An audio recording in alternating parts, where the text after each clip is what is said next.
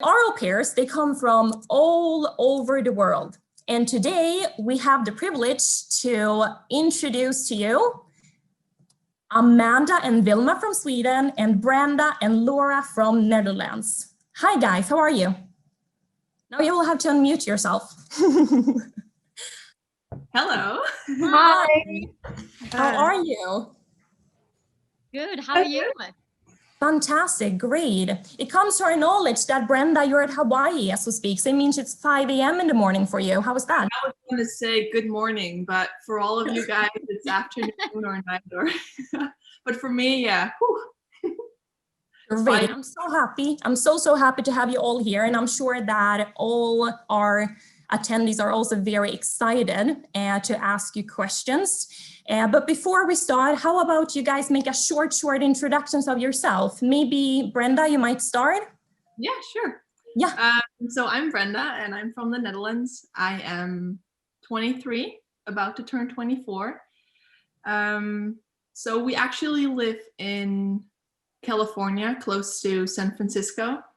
But right now we're in Hawaii for a family vacation, which is super cool.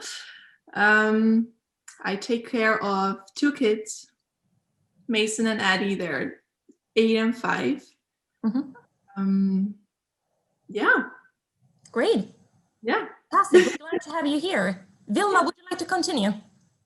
Yes, my name is Vilma and I'm 22 from Sweden. I take care of 4 kids, so it's fun and it's an adventure every single day. I came in February and I'm gonna extend with the same family for 9 more months.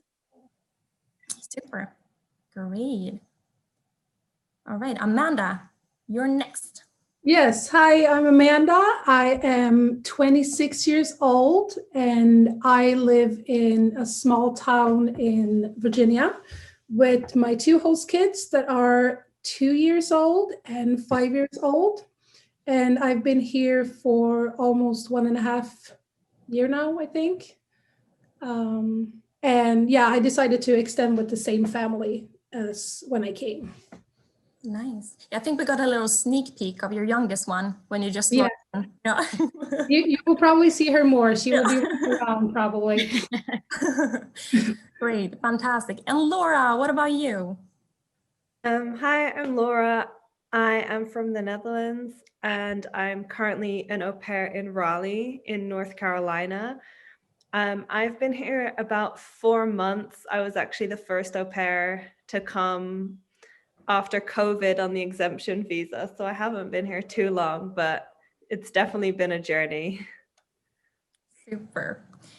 Thank you so much. We're so happy to have all of you here today. And I just want to encourage the audience now, if you have any questions that you would like to ask these au pairs, please make sure to write them in the chat box and we will try to collect them as good as we can. However, we already have some pre-asked questions that I would like to start with. And I thought actually I will start with you, Vilma. Are you ready for your first question? I think so, hopefully. Fantastic. So it's actually a big one. My very first question would be that we have been asked before, what has been your favorite moment as an au pair? I think my favorite moment is when you are able to do things with the kids, like going to an adventure park or do something fun, or also like the small moments when you're like watching a movie and they're coming and laying in your lap and telling you how much they love you. It really means that you are doing a great job. And I think these small moments are also as good as like the bigger one when you go into an adventure park or doing more fun things. No, I truly agree. When I look back at my year as an au pair, I also remember these, of course, the big things, but also these small things because they catch you. Yeah, nice, fantastic. All right, who wants to be next? Laura, I know that since you recently traveled, I know your experience, it was kind of a different way of traveling since it was during a pandemic. Would you just, I know we have chatted about this before, but I was very fascinated about how your travel actually, how you experienced it to be. Would you just share a little bit about it? Yes, of course. So I flew in August, and it was probably the best flight I ever have taken in my life, because we had a huge plane and there was only 4 of us. So you can imagine that we were definitely social distancing. And all the staff were really good. It was really clean and just amazing how they did it. We got extra food because there was too much food on board the plane. We got extra drinks because there were too many drinks on the plane. So they all handled that really well. And plus, when you get into America, the lines for immigration are a lot shorter. So we didn't even have to wait for that. So it was a very good experience. Nice. And how was it when your host family welcomed you? How was it to actually arrive to your host family your very first couple of days? It was amazing. Like, I had already spoken to them a lot, obviously before, but just seeing them and being in the house, it was really cool. And like the kids, they recognize you from the video chat. So it's just really nice to like see them in person. And my host family, obviously everyone's different, but with COVID, I was just allowed to kind of be around them straight away after my flight. And I was allowed to like hug the kids and just be there and just sit there. I think I came just before dinner, so we had like a first nice evening meal. Nice, fantastic. Thank you so much for sharing. Good to hear. Amanda, I got a pretty, maybe an easy, or it might be a tricky question for you. This is also a pre-asked question that we got. And we have a candidate who's asking what the most difficult part with being an au pair is. What do you think? Oh, wow. Homesickness, I think, is one of the hardest part, especially like now with the pandemic and everything is, yeah, I would say that has been the hardest part for me. But the good thing is, like, for me, I have a very supportive host family who I can confide in when I have these like emotions, and I've been talking a lot with them about it. And like they give me sometimes time to like call home in the middle of the day, even though I'm working, and so I can talk with friends and family from there. So yeah. Also during holidays is where, like last year, I remember, because I came in August 2019. Yeah. So during Christmas, I also had like these extra emotions of wanting to go home and be with my family. But then I ended up, being with my host parents and grandkids and everything. And it kind of made me forget about that too. So I'm just trying to enjoy the time that I had here instead. Great. Fantastic. I'm so happy to hear that. I have to agree with you on this one as well. I think that was also one of the most difficult parts when you felt homesickness, which you will feel more or little, but it's also about knowing what you need to do to tackle it, basically. And I think you've done a good job. Great. We have got almost 100 questions in the chat box. So I would just like keep asking the questions that we have. I'm pretty sure we will not have time with all of them, but we will go through as many as we can. Brenda, you have not got a question yet. We got a question pretty many times now. And we have a lot of people asking how it is to live in the States right now during a pandemic when we are experiencing the virus. How would you say it is to live in America right now? I would say it's still pretty awesome. I mean, a lot of I completely understand like the fear, like, oh, should I go now because maybe I will be limited or anything. And yes, in certain ways we are. I mean, we can go to concerts, we can go partying, which is fun every now and then. But I mean, that obviously that's not the reason. That shouldn't be the reason why you come here. I mean, it's part of it, but yeah. But even now with the pandemic, you can do a lot of things. You can definitely go explore. You still have your host family you can bond with, maybe even more than without the pandemic, because you're kind of you kind of have to. You're a lot together.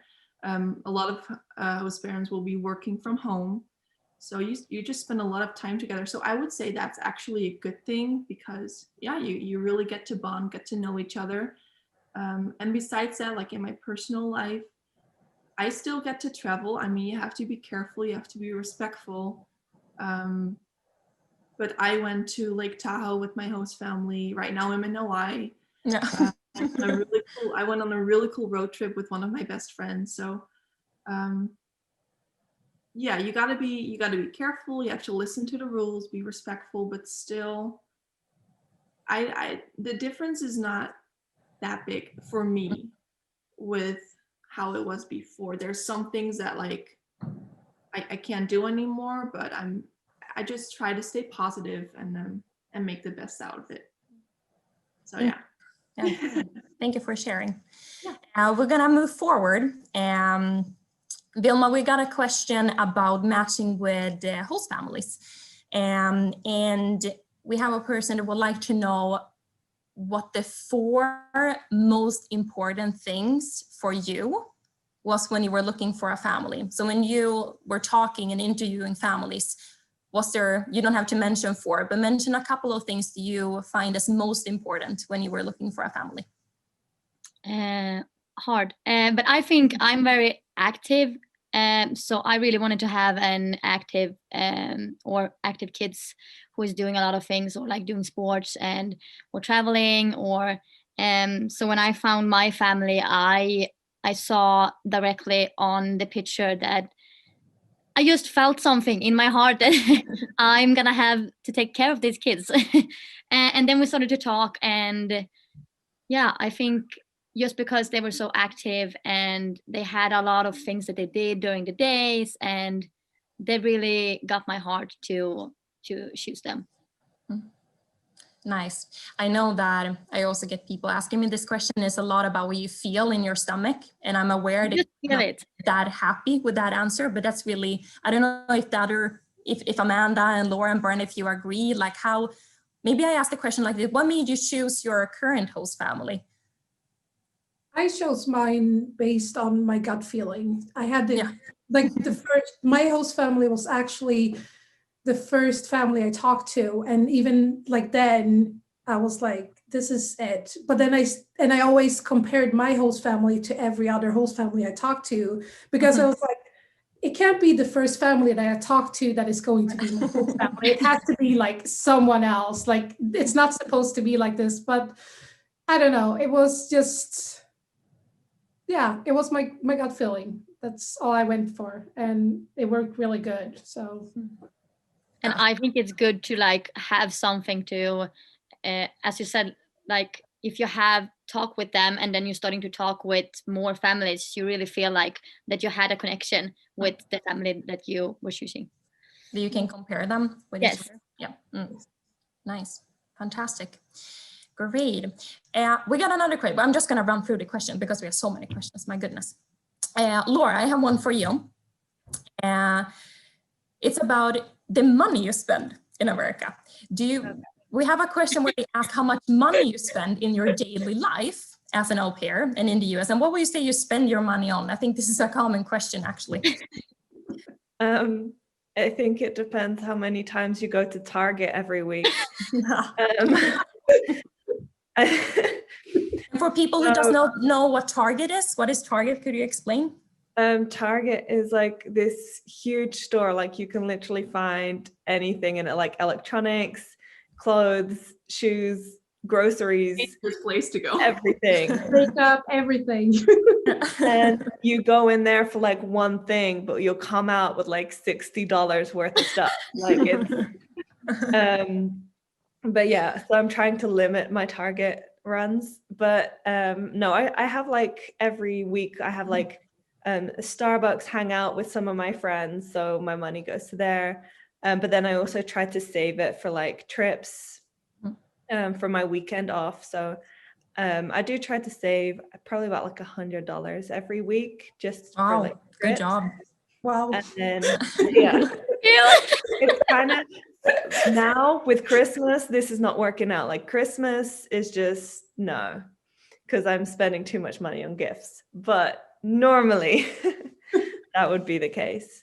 I'm impressed by those $100 to down. I know it worked out up until maybe like November, and then I went on a shopping spree, and then it just kind of clapped. So I'm gonna try and pick it back up again in January, but that's mainly for trips, so I can go on them. Nice. Yeah. What was your life before Target and Starbucks? I'm wondering. Super. Branda, we're gonna take another question for you. This is a little deeper question. We have one is asking what your intentions were when you were coming to America as an au pair. Like, if was it something that you decided to achieve when you applied for the program, maybe career-wise? So I guess, what was your goals? Why did you decide to apply, I guess? So to be really honest, I didn't really plan on becoming an au pair. So I was in my last year of my bachelor's degree back home, and I just realized I wanted to do something else. And even though I already knew what I wanted to study after my bachelor's, I just figured, let's learn from life. I mean, there's so many to learn in school and textbooks. I just figured I needed a break. And I didn't really know what to do, but I wanted to travel, and I wanted to develop myself and meet new people and just do something cool. But on the other hand, I also realized, but I'm not that kind of girl that goes backpacking somewhere, because I don't know, I'm just too scared. And I also figured I needed a home base. So one day I ended up on Cultural Care's website, and I had to fill in some information. And the next day I got a phone call. They're like, okay. Oh, wow, 1 year, that's a long time. Help. But very soon I realized becoming an au pair had all of those things. It offers adventure, like traveling, meeting new people, personal development, but it also gave me a home base, like a place to live on the other side of the world with a family that loves me and appreciates me and makes me feel safe. So for me, it was really the combination of all of those things that made me want to become an au pair. So that was for me really what I wanted to achieve, all those things, getting all of that in the same experience. I think that's beautiful phrased. Thank you. We're going to talk a little bit about friends. Vilma, do you feel that you have met a lot of friends in your own age, and where are they from? Are they from America, or are they from other cultures? And the question is specifically if they are in your own age. Yes and no. Yeah. I have friends who are 19 or up to 26, Yeah. and we can talk about everything. So it's not really like age different at all. And I have au pair friends, and I also have American friends. So that helps me a lot now with COVID, that I don't have so much homesickness, that I have things to do during the days when I'm off and hang out with them. But it's au pairs and American friends. Nice. And how did you meet them? I think that's a common question again, like, how do I get all of these friends that you're talking about? I think that's one of the things that, at least when I applied, I was very nervous about. So my au pair friends are obviously from the agency, but I also have some au pair friends from another agency. And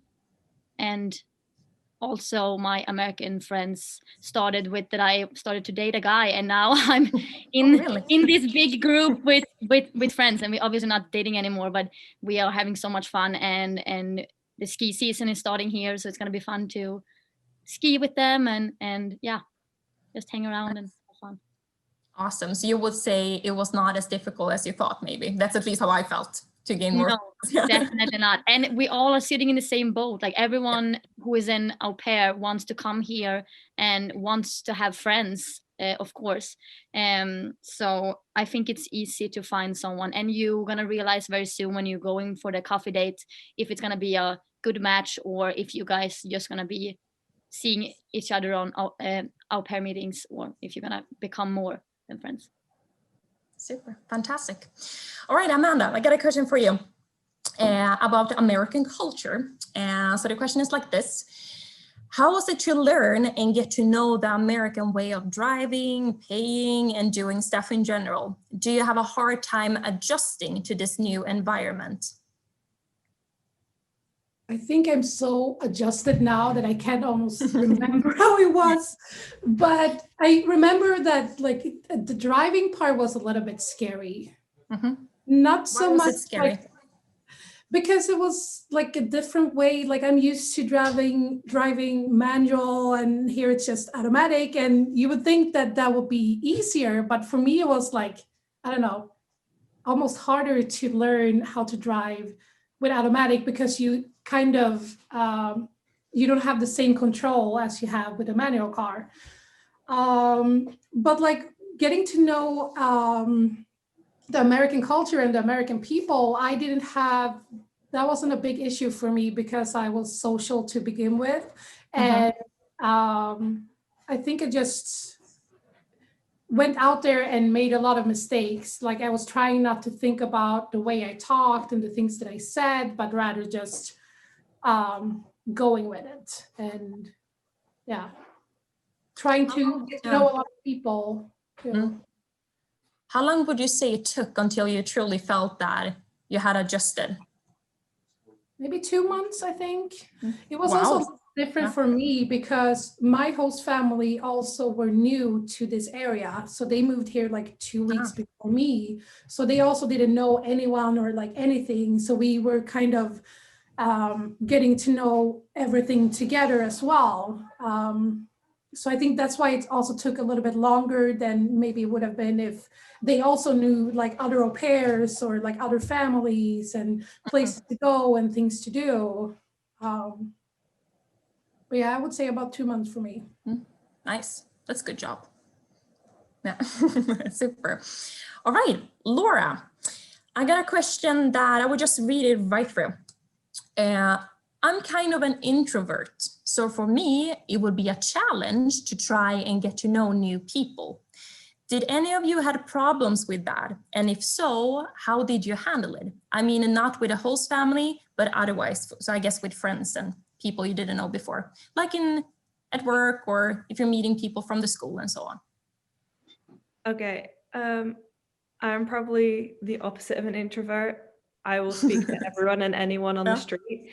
But I think for introvert, because I came during COVID, so we didn't really have LCC meetings either. So what I did was on Instagram and on Facebook, like you can meet other au pairs who are in your area, and it's probably less of a big step just to message them on there and just be like, hey, I'm new to the area. Would you want to hang out sometime, or do you know any places? You could even just ask them like, I really want to know what kind of restaurants there are. Or it doesn't have to be like, do you want to meet up? It can just be like, do you have information about the area? So it's probably less of a big step than meeting someone face to face for the first time. That's how I met a lot of my friends, just through social media and getting onto groups. And sometimes even if you're going onto the groups, people see that you're new, so they will start messaging you too. Nice. That's great. I think that's good to all of them. I can't believe that it's already 4:30, so it's already been 30 minutes. But before we move on to our next session, I would like to ask one last question, and I would like you all to answer with a very short answer, so you do not get 5 minutes each. You get to answer with a sentence. And I would like to know, because we got this question a lot, so I just want to sum it with this one. If you just had to give one advice in the meeting, only one, what would that advice be? And we start off with Branda. Oh boy, in one sentence? Yes, as short as you can. As short as I can. I would say, don't try to wait for a sign or someone else to tell you what to do, because you have to make the decision whether to become an au pair, yes or no, or like what host family am I going to pick. I know it's hard, it's scary, but there's only one way to find out if it's going to be the right decision, and that's just do it. If you feel like you have to do it, just do it. It's up to you. Super. Vilma, what's your best advice for matching? Listen to yourself, listen to your guts, and yeah, go with the feeling, I think. Go with the flow. Super. Amanda? I would recommend also taking advice from family and friends. And for me, I used my mom as listening in to some of my calls with the host parents, and that helped a lot to make the decision as well. Super.